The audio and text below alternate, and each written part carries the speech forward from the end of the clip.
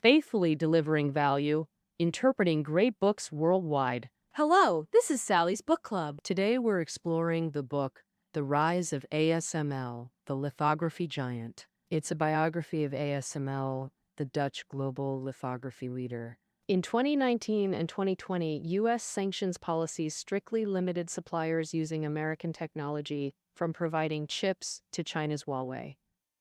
This made China's shortage of high-end chips a hot topic. Meanwhile, lithography machines, crucial for chip production, and their main manufacturer, ASML, entered public awareness. ASML, our subject today, is the undisputed leader in lithography. It dominates 80% of the global lithography market and is the sole producer of high-end EUV machines technology, so complex it challenges industrial civilization's limits. The author compares it only to the Apollo program. EUV machines cost up to $120 million each. That's pricier than a Boeing 737. Yet orders flood in like snowflakes with clients like Intel, Samsung, and TSMC. Today, ASML is synonymous with lithography. The company was founded in the 1980s. Back then, just an obscure Philips subsidiary, it defeated industry giants within decades to become the leader. How did they do it?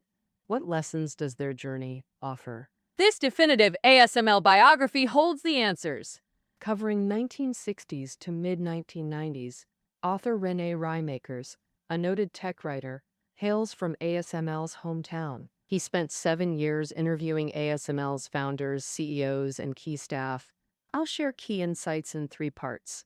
First, ASML's birth. Second, the arduous startup journey. Third, how ASML became an industry titan. All right, let's begin with part 1. ASML's birth. But first, understanding chips and lithography machines. Chips, also known as integrated circuits, are the general term for semiconductor component products. Chips are the bedrock of modern information society, with applications spanning smartphones, computers, cars, airplanes, and the internet, all dependent on them. You could say we're living in a chip-driven era. Lithography machines are the key equipment for manufacturing chips. While a lithography machine's structure is complex, its working principle is as simple as a slide projector. In layman's terms, it projects light through an integrated circuit pattern onto a wafer. A wafer is a silicon crystal disk used for making semiconductor circuits, called a wafer due to its round shape. After processes like cutting, packaging, and testing, it becomes a chip. We know chip manufacturing is extremely difficult. So where's the challenge? Mainly, it's the high precision required. The better the lithography machine's precision, the more powerful the chips. Take Huawei's Kirin chips. The 970 used a 10 nanometer process, while the 980 used 7 nanometers, with the 980's speed over 75% faster. Well, what does 7 nanometers mean? A human hair's diameter is 60,000 nanometers.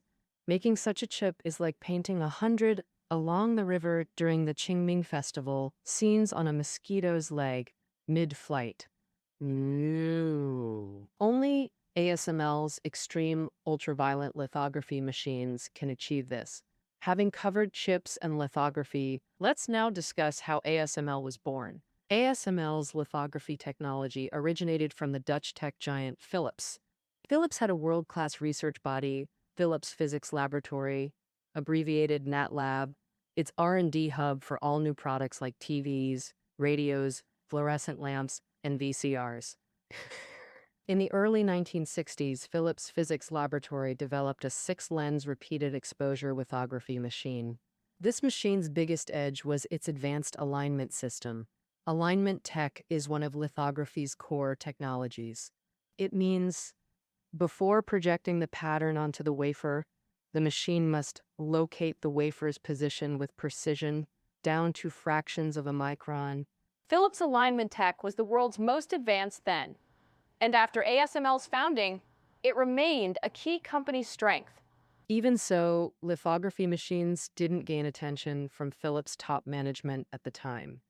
At an internal exhibition in the physics lab, Two technical experts demonstrated the prototype of their 6-lens repeat exposure lithography machine and explained its capabilities. The audience was large, including a Philips board member, but before they finished presenting, he got distracted by a new washing machine at a nearby booth and left. The engineer stood there stunned. Was this advanced equipment less appealing than a washer? Soon, though, they realized the lithography market was niche with uncertain commercial value, whereas mass consumer products like washing machines clearly generated more profit. Afterward, the engineers repeatedly upgraded and refined the lithography machine. Despite Philips' strong technical expertise, weak marketing meant poor sales, gradually eroding management's patience, given the high R&D costs and unclear market prospects. In a 1983 board meeting, directors voted to halt development and spin off the business. Philips then sought partners. A Dutch company called ASM proposed collaboration, but Philips ignored them, deeming them too small. They believed partnering with a leading American firm, given the U.S.'s semiconductor dominance, had better odds. Philips approached 3 U.S. lithography companies, all unsuccessful. Reluctantly, they agreed to a joint venture with ASM. On April 1, 1984, April Fool's Day, the joint venture officially launched, later becoming Lithography Giant ASML. Newly formed ASML was practically penniless, with barely over $2 million in its account.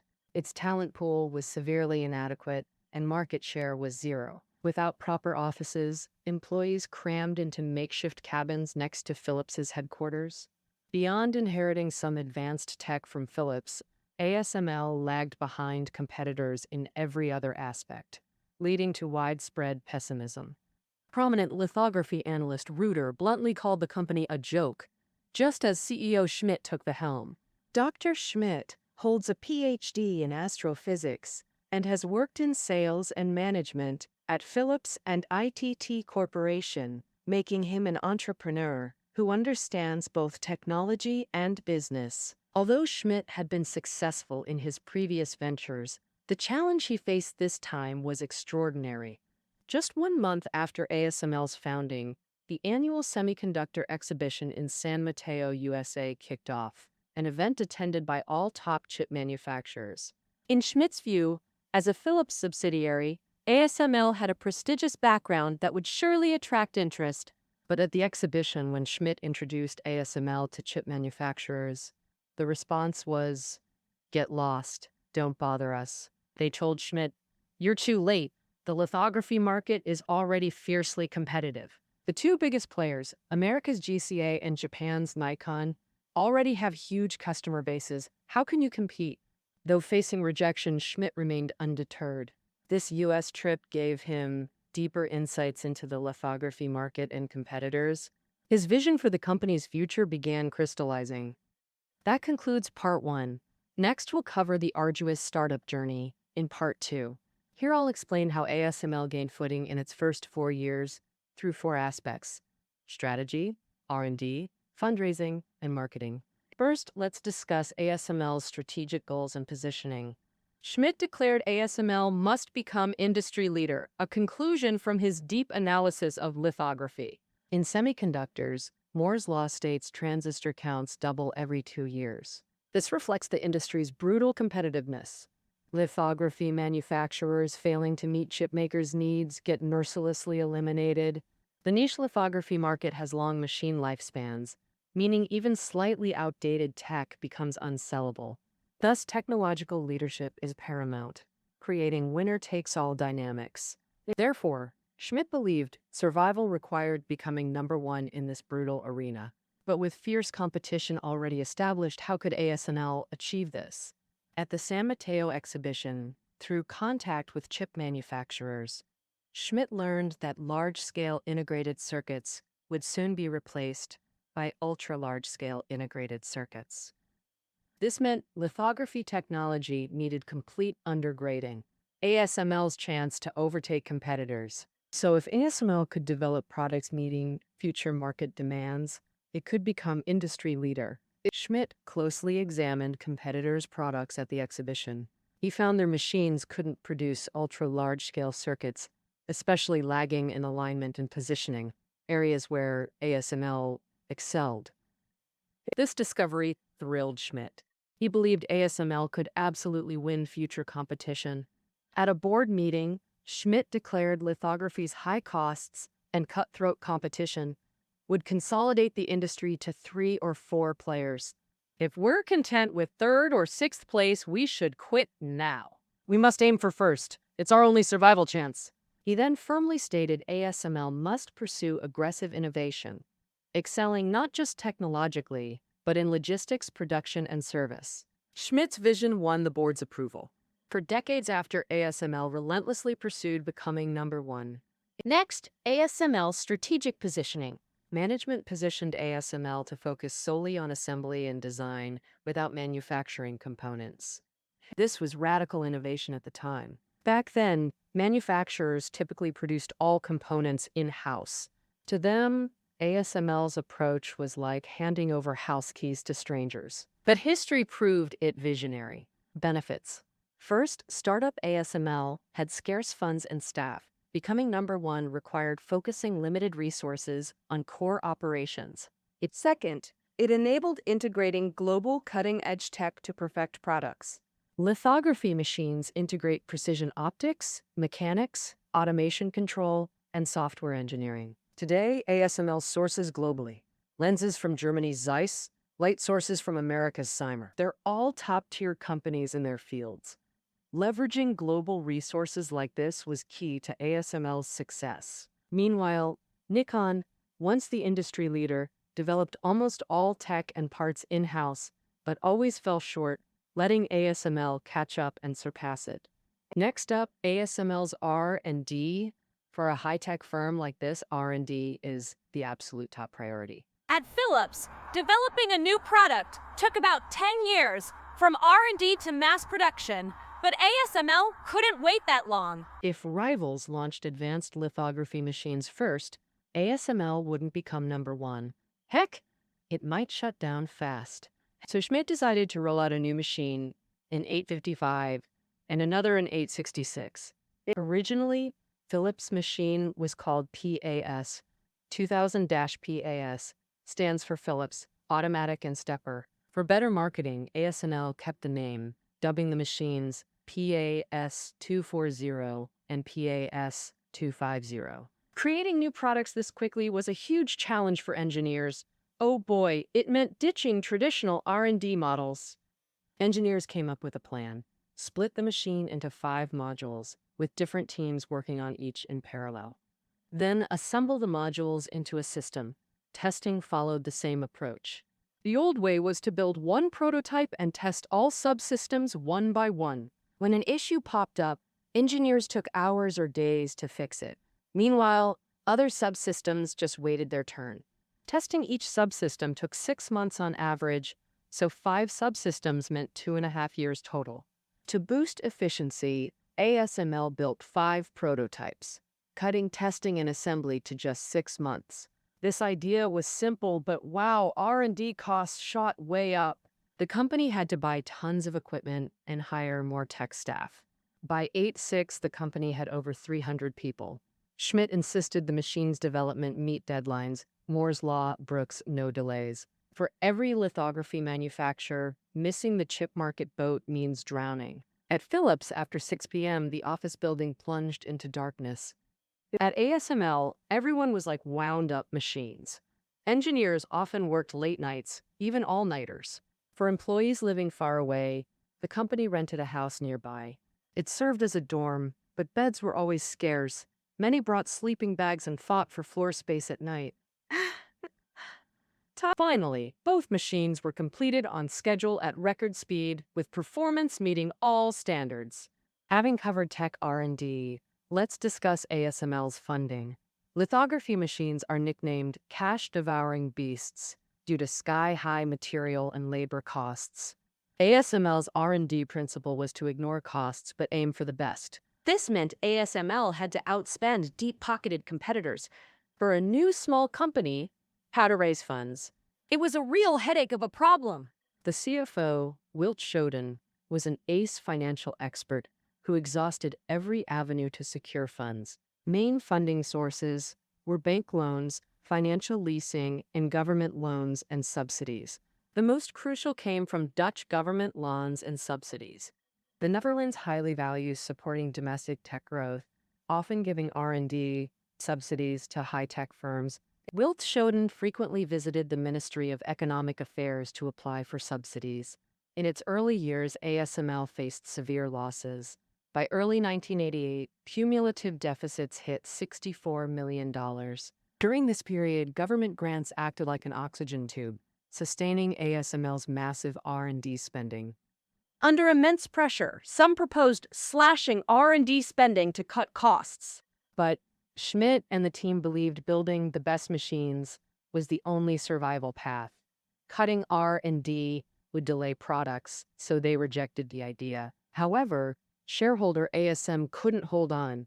To avoid being dragged under, it sold its shares to Philips in 1988 and exited sadly, leaving Philips as ASML's sole owner. Without ASM, Philips' lithography project would have likely died halfway. But ASM didn't get to share ASML's later victories. Beyond government funding, Philips gave ASML tremendous support too. Many ASML components were processed at Philips factories, but ASML often delayed payments. Philips turned a blind eye. During hardest times, ASML even borrowed from Philips to pay salaries. Without Philips as its backbone, the small ASML couldn't have survived. Finally, let's discuss ASML's marketing strategy. ASML's strategy focused on two aspects. First, localization principle, establishing U.S. marketing teams, and second, leveraging trade shows to boost company image. First, team building. With nearly half global chip production, the U.S. was ASML's key market focus. Shortly after ASML's founding, former leader GCA, U.S., collapsed due to innovation neglect. Japan's Nikon and Canon became leaders. GCA's fate again proved Moore's Law's brutality. But GCA's decline created ASML's U.S. market opportunity. ASML developed two lithography machines to fill GCA's market gap. ASML established a dedicated marketing team in Phoenix, Arizona. Team building emphasized localization, hiring experienced U.S. salespeople with full authority to set policies. Sales and service engineers were poached from competitor GCA. They deeply understood U.S. chipmakers' needs. Next, how ASML used exhibitions to enhance its image. As a marketing veteran, Schmidt expertly leveraged trade shows for promotion. At 1985 U.S. Semiconductor Exhibition, ASML secured the center's priciest booth beside giants Nikon or Canon with exquisitely designed brochures. Brochures featured detailed comparisons between ASML's machines and Nikon's, highlighting ASML's advantages.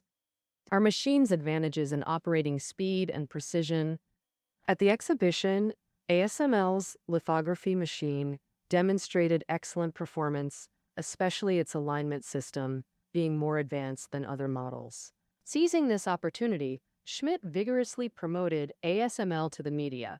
At that time, ASML was only a year old with no market share, yet in an interview, Schmidt unabashedly told reporters, "The company plans to become the world's largest lithography system supplier within 5 years and expects to achieve $150 million in revenue by 1989.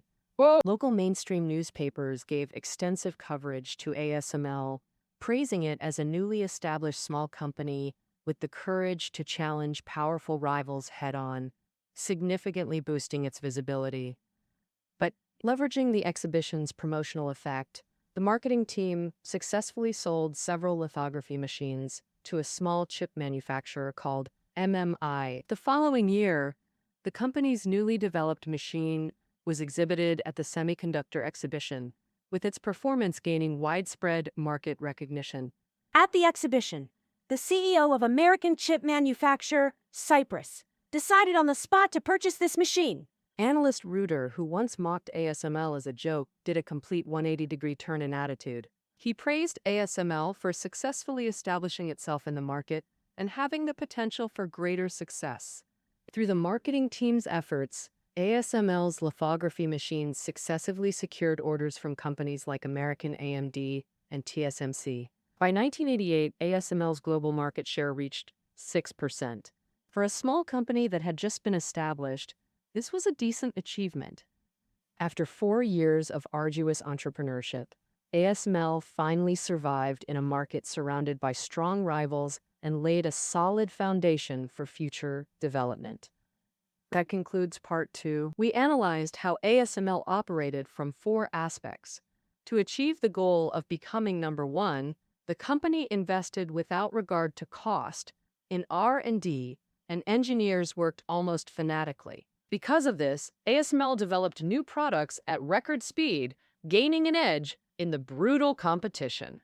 The author believes that if ASML hadn't started at a sprint, it couldn't have achieved its later accomplishments. Finally, we'll tell you part 3, how ASML became an industry giant. From late 80s to mid 90s, ASML developed the PAS 5500 machine, achieving great success and becoming one of the industry's big 3. I'll cover ASML's PAS 5500 journey through 3 aspects: technical breakthroughs, marketing innovation, and industry collaboration. First, the tech breakthroughs. ASML's earlier machines gained market recognition, matching Nikon or Canon performance with some superior features, achieving first profits in 1989. But management knew this wasn't nearly enough to defeat giants like Nikon, so they decided to develop an even more advanced machine, outperforming Nikon or Canon in overall capability. This machine was named PAS 5500.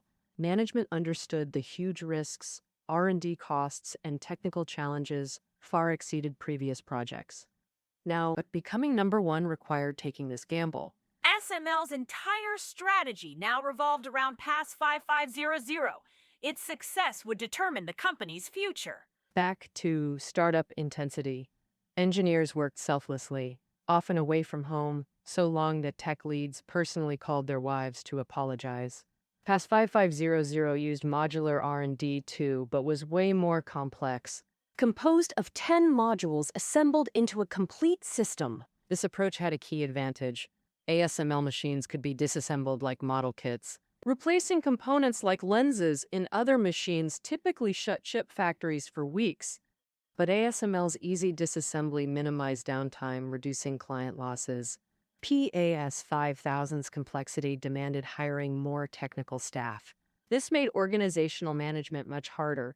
Unlike Philips' rigid hierarchy, ASML embraced radically frank communication. To outsiders, ASML engineers seemed more like street fighters. In tech department meetings, regardless of rank, everyone grilled each other mercilessly. During technical debates, they'd often pound tables, yell loudly, sometimes even scuffle. But after fiery meetings, they'd harmoniously share beers, solving technical puzzles in this open, even rude atmosphere. Additionally, developing new machines required overhauling HR, production, logistics, and service departments. Company finances, already tight, became overwhelmed. In early 1992, ASML faced its gravest crisis. Unable to pay salaries, it begged Philips again. Philips lent $21 million but issued an ultimatum: improve next year or shut down. This money helped ASML survive its darkest hour. From late 1992, clients started ordering PAS 5500S. The next year, orders surged. In 1993, the company repaid Philips' $21 million debt in one go. After nearly a decade under immense pressure, CFO Wilt Schoden was now as thrilled as the engineers. Now let's discuss ASML's marketing innovations. Selling PAS 5000 series, ASML introduced pay-only if profitable pricing and ownership value concepts. Pay-only if profitable meant clients paid 80% upfront, settling the rest based on final performance. News often highlights research labs achieving nanometer-level lithography, but chip factories operate 24/7. Bridging lab results to production involves huge technical hurdles. Chip tech hot. For chip factories, Downtime is the nightmare. Non-stop machine operation means continuous profits.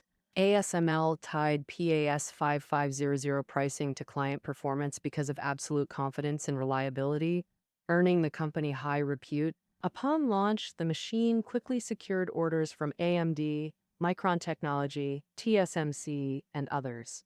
Next, the concept of ownership value. PAS 5000 cost 25% more than competitors' machines on average, but offered higher precision, resolution, and throughput, meaning lower production costs and greater efficiency for chip makers. Simply put, using ASML's lithography machines delivered higher profits. Then CEO Maris van den Brink called this ownership value, the extra value clients could create with ASML machines. PAS 5000 strong market response caught major chip manufacturers' attention. In fall 1993, the marketing team got a call from someone with broken English claiming to be Samsung's procurement manager, inviting them to Seoul, ASML. This was a major client opportunity. Initial negotiations went smoothly, but at the pricing stage, Samsung demanded a 30% discount. CFO Wilt Shoden immediately refused and walked out of Samsung without hesitation. And Shoden's negotiation leverage was the ownership value concept. He used financial models comparing ASML's revenue potential for Samsung versus Nikon's. He knew ASML's pricier machines outperformed Nikon's, generating more income. So he bet Samsung wouldn't easily abandon the deal. Sure enough, a month later, Samsung requested renewed talks, finally agreeing to a mutually acceptable price. The contract committed ASML to deliver 110 lithography machines to Samsung over coming years, worth over $500 million. Now, ASML finally secured orders from top-tier chip makers, competing equally with Nikon and Canon. Finally, let's discuss ASML's industry collaboration. Lithography demands extremely stringent optical lenses. Few worldwide can produce such high-quality ones.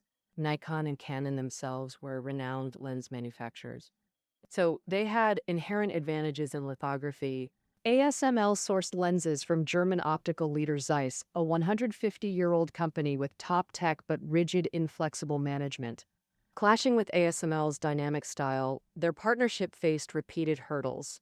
With ASML's early small orders, Zeiss didn't prioritize them as clients. After receiving ASML's orders, Zeiss would only start production whenever they had free time. Nobody knew when the lenses would actually be delivered. Well, it's to fix this in the mid-90s, ASML CEO Maris invited Zeiss executives to regular management meetings, eventually even bringing them onto ASML's supervisory board. Maris's approach worked.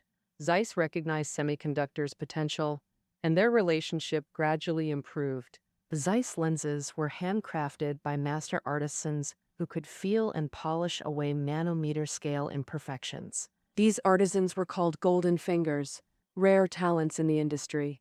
Even Zeiss had only 6. But this traditional craftsmanship couldn't meet semiconductors' increasingly strict lens requirements anymore. After PAS 5500 launched, clients repeatedly reported lens quality issues, severely damaging ASML's reputation. Worse, handcrafted lenses couldn't meet ASML's volume demands. For ASML, unsolved lens issues meant total failure, so they dragged Zeiss forward by any means necessary. Long complacent about its products, Zeiss lacked innovation spirit. This caused Zeiss to lose many clients to Japanese firms in the 1970s and 80s. By the early 1990s, Zeiss faced a severe operational crisis. Realizing ASML was its lifeline, Zeiss committed fully. ASML and Philips loaned Zeiss $39 million to overhaul production, replacing handcrafting with robotics. ASML also sent engineers to solve problems jointly. Zeiss's tech transformation succeeded. In 1996, Zeiss's new optics production line was completed. Previously, hundreds produced 100 lenses per year for semiconductor optics. Now just 80 workers made over 200 lenses annually. More technically complex ones, too. With ASML's help, Zeiss overcame its crisis and regained industry leadership. Meanwhile, ASML completely resolved PAS 5500's lens quality issues, With this machine's outstanding performance, ASML joined the ranks of top-tier lithography manufacturers. Through collaboration, both companies became leaders in their respective fields. To strengthen ties, ASML invested in Zeiss in 1997, acquiring 24.9% equity in its semiconductor optics division. By 1995, when ASML listed on NASDAQ, it was already the third largest lithography giant, after Nikon and Canon. You could say Schmidt's original goal was half achieved. The next target, defeating both Japanese firms to become the true industry leader. This concludes our coverage of the lithography giant. The book ends in 1996. I'll briefly outline how ASML later surpassed Nikon. Surpassing Nikon began with a famous technological breakthrough. In semiconductor development, improving chip precision requires continually reducing light wavelength in lithography. But beyond a point, reducing wavelength becomes extremely difficult. In the 1990s, lithography light sources got stuck at 193 nanometers. Temporarily, nobody could overcome this barrier. Then TSMC engineer Bern Lin, a prodigy, proposed adding liquid between light sources, using refraction to reduce wavelength. Major semiconductor players dismissed it as fantasy. Only ASML dared to pioneer. Partnering with TSMC, they developed the famous immersion lithography machine by 2004. When Nikon finally pursued this tech, many clients had already switched to ASML, and this was just the beginning of Nikon's defeat. In the 90s, Intel also explored breaking the 133 nanometer barrier. It planned to adopt extreme ultraviolet EUV light with shorter wavelengths. In 1997, Intel spearheaded the EUV LLC consortium with top U.S. semiconductor firms and research institutions. Over 6 years, the consortium produced numerous research results. But who would manufacture them? U.S. lithography manufacturers have been completely wiped out, and Japan is America's main competitor in the chip field. Handing this to Nikon? America feared Japan would strangle its semiconductor industry. After much deliberation, ASML became the only choice. Oh, ASML certainly wasn't going to say no to this huge gift. After acquiring America's cutting-edge technology, ASML now integrated global manufacturing excellence. Nikon, going solo, couldn't compete anymore and completely withdrew from EUV lithography. Today, ASML's market value exceeds $200 billion. The undisputed leader in lithography. Hail the super hegemon, the lithography giant. ASML's rise to power. Well, that wraps up this book. Reading notes are below the audio. Catch you next time.